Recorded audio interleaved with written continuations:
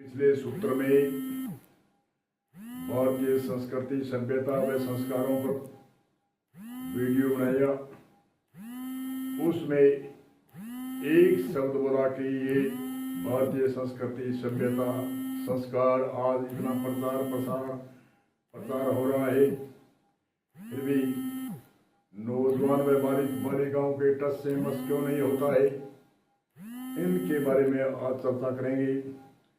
Touch से मस इसलिए नहीं होता, कहाँ कमी रही है, उन चूक के विषय पर बोलेंगे कि कहाँ हमारी चूक हो रही है। जो भारतीय संस्कृति सभ्यता संस्कार आज इतना प्रचार प्रसार होने के बावजूद भी बालिकाओं व नौजवानों के टच से मस नहीं होता। इस सूत्र में पीछे की थोड़ी उदाहरण बताते हैं और उन उदाहरण पर हम इस विचार पर आएंगे। कहते हैं हमारे अंग्रेजों ने 200-250 वर्ष आसपास के शासन किया और जिस समय शासन राष्ट्र का उसने छीना और फिर केंद्र का शासन छीना, उस समय भी आंदोलन चल गया था, परंतु आंदोलन बूढ़े बुजुर्ग वो कर रहे थे। तो इसलिए 200 वर्ष से शुरुआत हुई आंदोलन की, चलता रहा।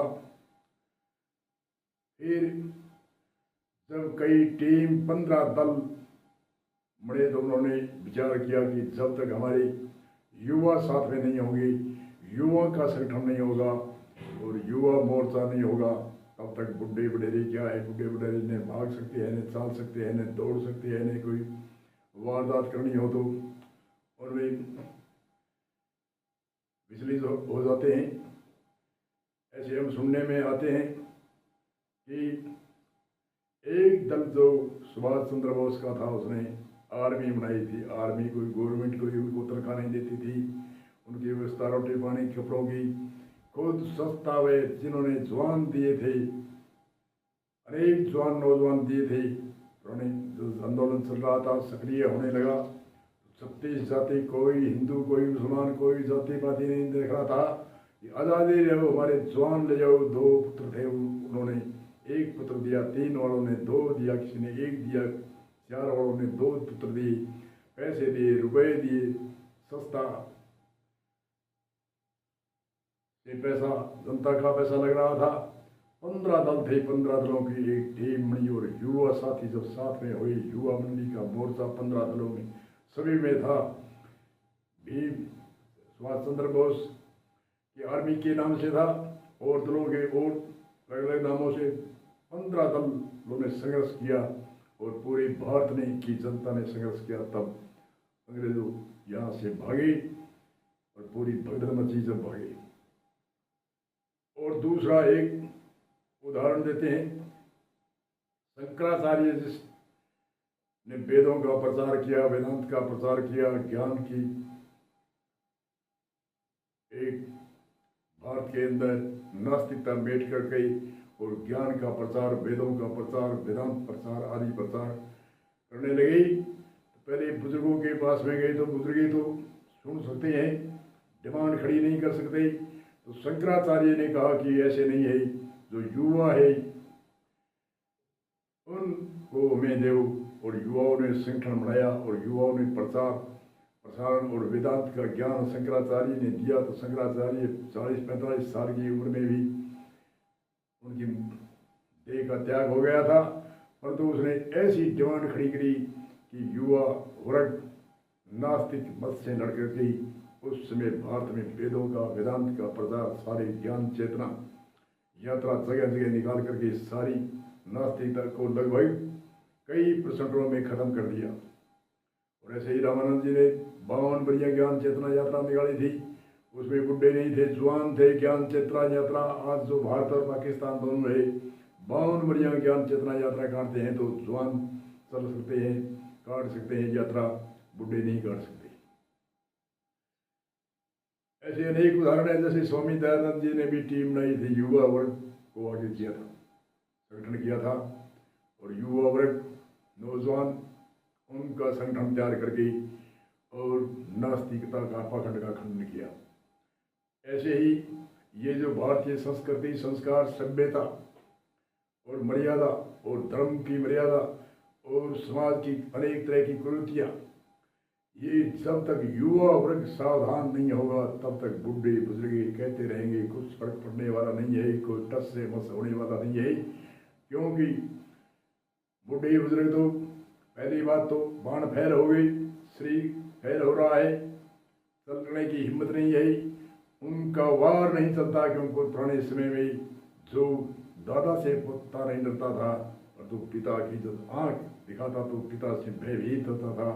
इसलिए युवा जो है वो दादे की जगह आ गई आजकल, और दादा है वो पगार में आ गई। इसलिए ये भारतीय संस्कृति, संस्कार, सभ्यता आदि ये लुप्त हो रहे हैं।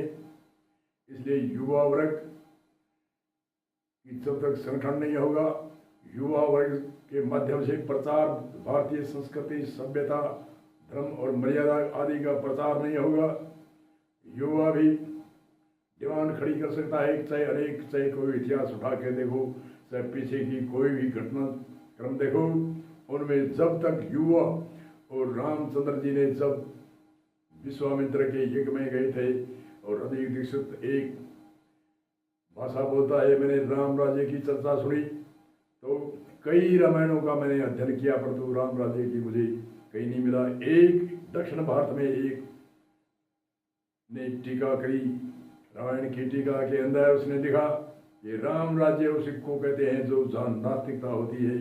उन नास्तिकता को मिटाने के लिए आस्तिकता के नौजवान युवा वर्ग को संगठन करके, एकीकरण करके तब वो नास्तिकता जा सकती है, उग्रवाद जा सकता है।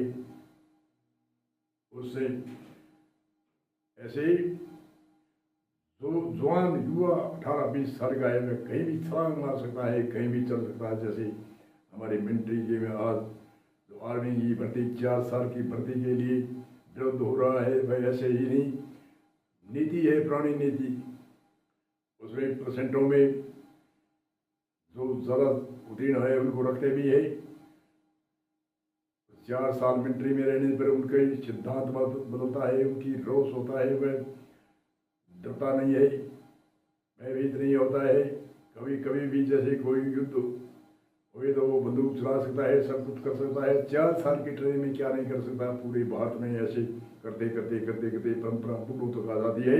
तो बुढ़ा भी बंदूक चला सकता है। आज बुढ़ा आदमी एक पटाखे के खड़के से भयभीत होता है, बच्चा पटाखे से आवाज आने पर वो बच्चा बेहोश, कान चोटी खींचनी पड़ती है। ऐसे ही हमारे पुराने राजीव दीक्षित ने कहा था कि राम जब विश्वामित्र के राजधानी में जब यज्ञ संपन्न कराने गए तो राम ने कहा आज तो मैं यज्ञ संपन्न करवा सकता हूँ, पर तो इस राज्य का कल्याण राम राज्य बना दूँ। आपके राज्य का अयोध्या से कई गुना अधिक राज्य था, विश्वामित्र रहता था उस राज्य का, बहुत लंबा चौड़ा क्षेत्र था।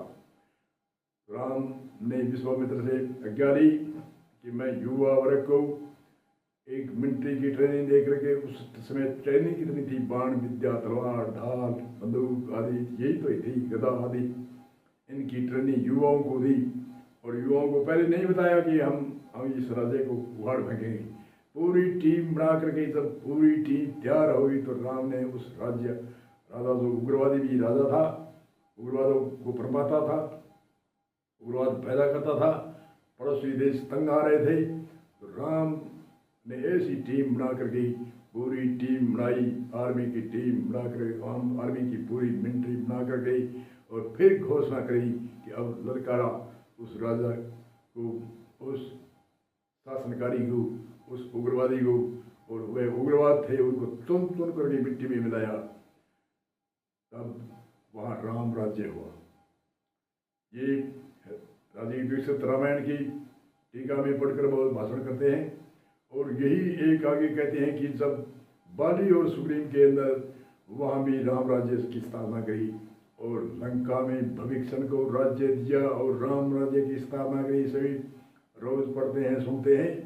इसलिए युवा वर्ग, जब तक युवा वर्ग का संगठन, युवा वर्ग की एकता होकर के जब प्रचार प्रसारण जब तक नहीं होगा तब तक भारतीय संस्कृति, सभ्यता, संस्कार, मर्यादा, कुरीतियाँ, समाज की, देश की कुरीतियाँ आदि दूर नहीं होती। इसलिए आज हम यही घोषणा करते हैं कि युवा वर्ग को आगे आकर के ऐसी टीम बना करके, और टीम बनाएंगे तो युवा को रोक सकता है। अरे बुढ़ा आदमी युवा को कैसे रोक सकता है, क्योंकि उसकी जवानी होती है, वो अंदर से, बाहर से तो कुछ कायदा रखता है पर तो अंदर के उसके रोष होता है, वह कैसे बुढ़े की बात मानता है। पर वो जवान जब भारतीय संस्कृति, सभ्यता, संस्कार, धर्म, मर्यादा, कुरीति और समाज में कुरीतियाँ आदि अनेक तरह की फैल रही है, उनको रोक सकते हैं, युवा पीढ़ी रोक सकती है। शासन जनता का तो, पब्लिक का तो शासन होता है, और शासन होता किसका है? शासन कोई कर्मचारी बनने से शासन नहीं। प्रजातंत्र का अर्थ होता है प्रजा का ही तंत्र मन शासन। प्रजातंत्र, तंत्र मतलब शासन, राज्य। इसलिए युवा को आगे आना चाहिए। इस सूत्र में हम विराम दे करके आगे कहाँ भूल हुई, कहाँ चूक हुई, इनके बारे में बोलेंगे भी। कहाँ भूल चूक